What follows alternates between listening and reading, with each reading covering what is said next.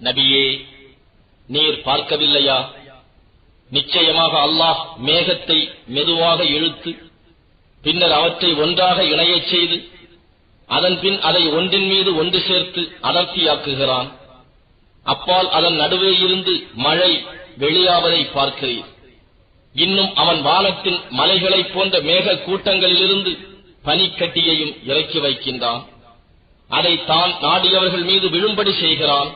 தான் நாடியவர்களை விட்டும் அதை விலக்கியும் விடுகிறான். அதன் மின்னொளி பார்வைகளை பறிக்க நெருங்குகிறது. இரவையும் பகலையும் அல்லாஹ்வே மாறி மாறி வரச் செய்கிறான். நிச்சயமாக அகப்பார்வை உடையவர்களுக்கு இதில் தக்க படிப்பினை இருக்கிறது.